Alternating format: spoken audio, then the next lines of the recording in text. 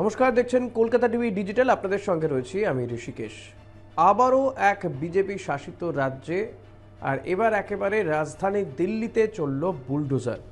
তুর্কমান গেটের কাছে সেখানে এই বুলডোজার চালানো হয়েছে। যেটা জানা যাচ্ছে যে এই বুলডোজার চালায় দিল্লি পুরসভা এবং গোটা এলাকায় ব্যারিকেড বসিয়ে দেওয়া হয়। অবৈধ নির্মাণ ভাঙা যাবে না, এর প্রতিবাদে বহু মানুষ সেখানে প্রতিবাদ দেখাতে শুরু করেন, ভিড় জমে। এরপর পুলিশের সঙ্গে তাদের হাতাহাতি সংঘর্ষের ঘটনা ঘটে, পুলিশকে ইট ছোড়া হয় এবং এই ঘটনায় বেশ কয়েকজন পুলিশ কর্মী আহতও হন। কিন্তু এই ঘটনা বা এই যে বুলডোজার একের পর এক রাজ্যে আমরা দেখতে পাচ্ছি, বিশেষ করে উত্তরপ্রদেশ বা দিল্লি, হরিয়ানা, এই সমস্ত রাজ্যগুলোতে যে বুলডোজার রাজ শুরু হয়েছে নতুন করে অবৈধ নির্মাণ ভাঙতে, এবং কোথাও গিয়ে মানুষের যে অধিকার বা মানবিকতা বোধ, এই বোধটাই যেন কোথাও গিয়ে চলে যাচ্ছে। হতে পারে সেটা হয়তো অবৈধভাবে তৈরি করা হয়েছে, কিন্তু এতে যে লক্ষ লক্ষ মানুষ গৃহহীন হয়ে পড়ছেন, তাদের যে আশ্রয়টুকুও থাকছে না, সেটা বোঝার মতন এই অনুভূতিটাই বোধহয় নেই। কিন্তু বিজেপির বক্তব্য যে এই বুলডোজার রাজ বা শাসন শুরু হয়েছে কিন্তু একেবারে কংগ্রেসের আমলে। ইন্দিরা গান্ধী যে সময় প্রধানমন্ত্রী ছিলেন 1976 সালে, সেই সময় ইন্দিরা গান্ধী প্রধানমন্ত্রী তো ছিলেন, কিন্তু পুলিশ প্রশাসনের রাশটা ছিল তার ছেলে সঞ্জয় গান্ধীর দিকে, এবং সঞ্জয় গান্ধীর হাতেই ছিল এই পুলিশ প্রশাসনের রাশ। তিনি নাকি এই 1976 সালে এপ্রিল মাসে তুর্কমান গেটের কাছে যান এবং সেখানে বস্তি এলাকা ছিল, প্রচুর মানুষের বসবাস ছিল। তো তিনি নির্দেশ দিয়েছিলেন যে তিনি যেন ওই তুর্কমান গেট থেকে জামা মসজিদকে পরিষ্কার দেখতে পান, সেই ব্যবস্থা যেন করা হয়।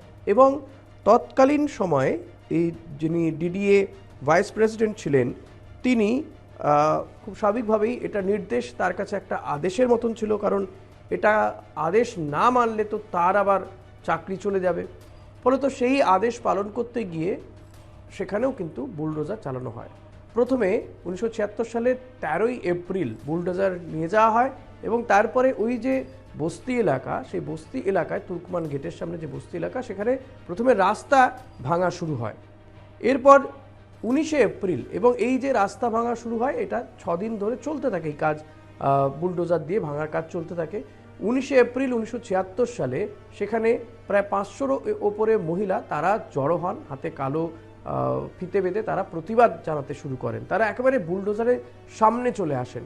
খুব স্বাভাবিকভাবেই পুলিশ প্রশাসন নিয়ন্ত্রণ করতে পারে না পরিস্থিতি, কেন্দ্রীয় বাহিনী বা সেন্ট্রাল ফোর্সকে নামিয়ে দেওয়া হয় এবং সেন্ট্রাল ফোর্স জনতার সংঘর্ষে প্রায় সরকারি মতে যেটা জানা যায় প্রায় 6 জনের মতন মৃত্যু সরকারের মতে জানানো হয়, কিন্তু বেসরকারি হিসেবে দেখানো হয় বা বেসরকারি মতে জানা যায় ওই ঘটনায় প্রায় 150 জন মানুষের মৃত্যু হয়েছিল, বহু মানুষ আহত হয়ে হাসপাতালে ভর্তি ছিলেন এবং লক্ষাধিক মানুষ আশ্রয়হীন হয়ে পড়েছিলেন।